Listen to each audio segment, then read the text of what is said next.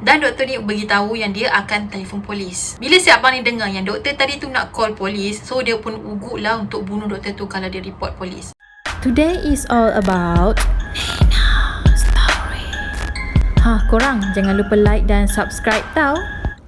Hey guys, it's me Nina and welcome back to Nina Story. So cerita pada hari ni yang aku nak kongsikan dekat korang dikatakan telah viral di TikTok. Siapa sangka dua lelaki yang kita nampak handsome ni sebenarnya ada kisah hitam dia yang tersendiri. Kisah yang kita tak sangka yang diorang ni akan buat. Mungkin ada sesuatu yang terjadi dekat diorang sampai diorang sanggup ambil satu keputusan untuk mencabut nyawa mak dan ayah diorang sendiri. So apa yang terjadi sebenarnya? So without wasting any time, let's get started.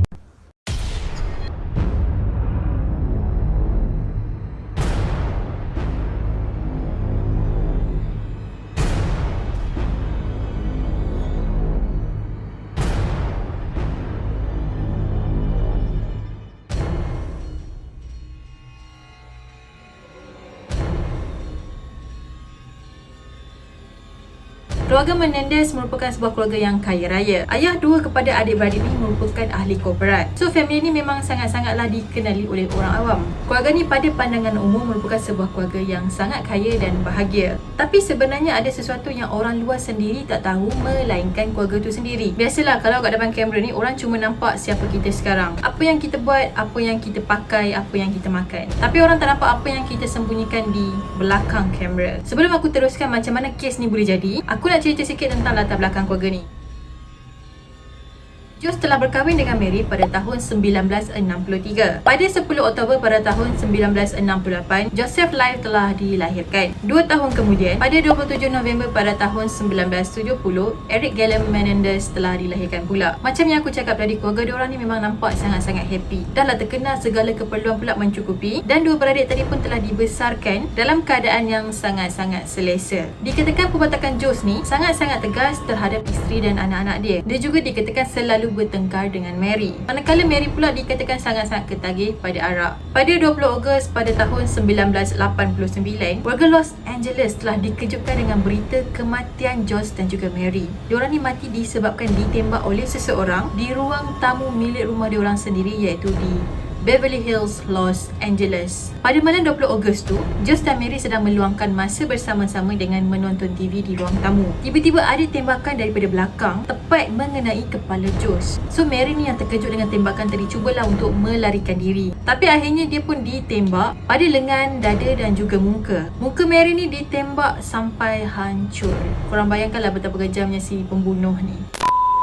Dan mayat diorang berdua telah dijumpai oleh anak diorang sendiri, iaitu Lyle dan juga Eric. Pada masa tu diorang berdua ni baru balik je daripada tengok wayang. So Lyle ni pun call lah polis dan beritahu apa yang jadi. Manakala adik dia Eric tadi pula sedang meratak, meraung, menjerit melihat kejadian tu. Pada awal tu polis pun tak sure siapa penjenayah dia dan apa motif diorang ni dibunuh. Dan polis ni fikir mungkin ada geng mafia yang cuba untuk membunuh Jos dan juga Mary. Tapi lama-lama polis mula syak dalam sebenar kejadian pembunuhan ni adalah Eric dan juga Lyle. Lepas je mak ayah diorang mati ni, diorang ni bermain lagi joli harta mak ayah diorang. Dikatakan diorang ni telah beli kereta mewah, jam mewah macam Rolex, pergi bercuti sana sini dan banyak lagi lah. Bayangkan dalam masa 6 bulan je diorang ni telah habiskan duit hampir $1 juta.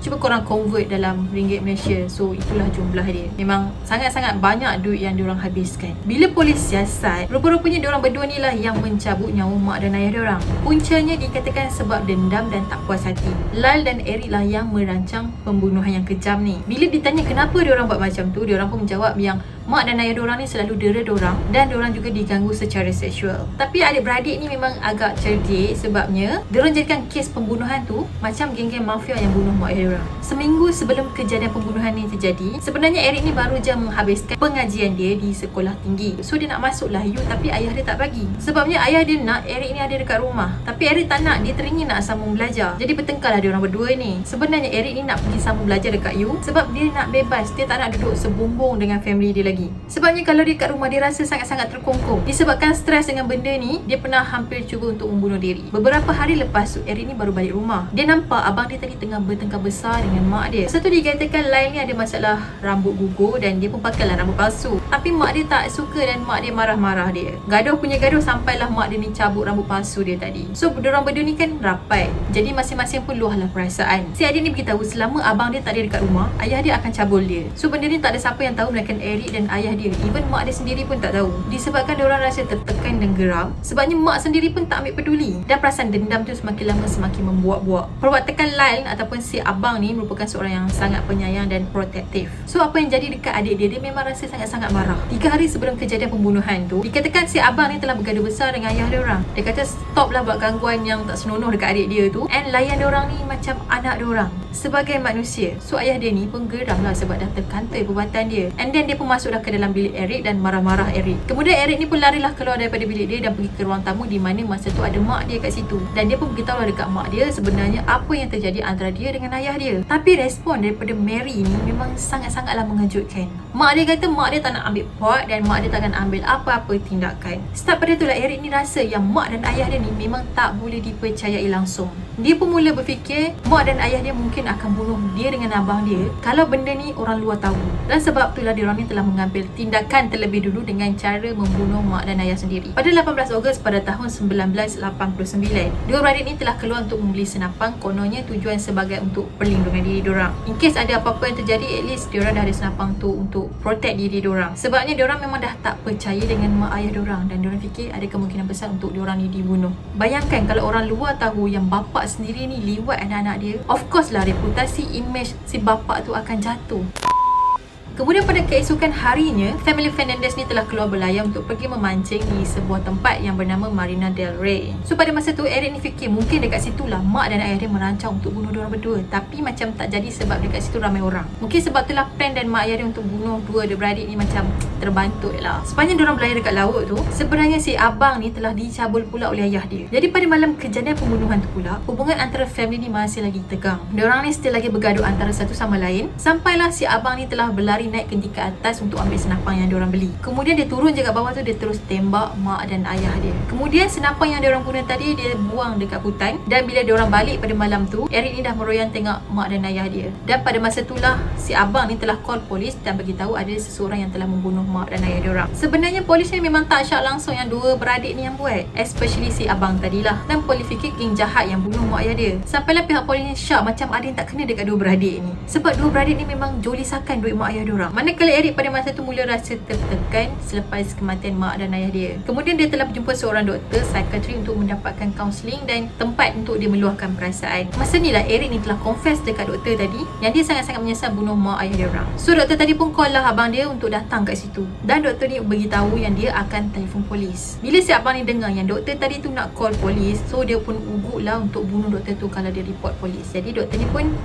buatlah penukaran. Dia kata okey, kalau kau tak nak aku call polis, kau bayar duit dekat aku. So baru aku akan tutup mulut dan tak ada siapa yang tahu tentang kejadian ni. Sayangnya perbualan diorang ni telah didengar oleh pesakit kat situ. Dan akhirnya diorang berdua ni telah ditangkap oleh pihak polis. Diorang ni telah dijatuhkan hukuman penjara seumur hidup. Sebenarnya diorang tak dipenjarakan dekat penjara yang sama ataupun di sel yang sama. Diorang ni sebenarnya telah dipenjarakan secara terpisah. Selepas 22 tahun kemudian barulah diorang ni dipertemukan balik. Masa dekat mahkamah, diorang beritahu yang diorang ni memang kena dera dengan mak ayah diorang. Tapi statement daripada diorang ni memang sangat-sangat diragui oleh Peguam Raya dekat situ. Peguam ni fikir motif utama diorang bunuh mak ayah diorang sebabnya diorang nak harta je. Okay guys, apa pendapat korang tentang cerita ni? Adakah korang percaya dua beradik tadi yang diorang ni memang kena dera, kena cabul dan diorang ambil keputusan untuk bunuh mak ayah diorang, ataupun korang rasa diorang bunuh mak ayah diorang semata-mata untuk dapatkan duit je? So korang percaya yang mana satu? So apa pendapat korang? Please komen di bawah. Bagi aku ada kemungkinan besar diorang ni sebenarnya telah didera sehingga diorang ni bertindak di luar jangka. And that's it for today, dan aku harap korang suka dengan video aku. Pada korang yang belum lagi subscribe channel aku, jangan lupa untuk subscribe di bawah, turn on notification, dan jangan lupa juga untuk follow aku di IG dan juga Twitter, dan kita akan jumpa lagi pada video yang akan datang.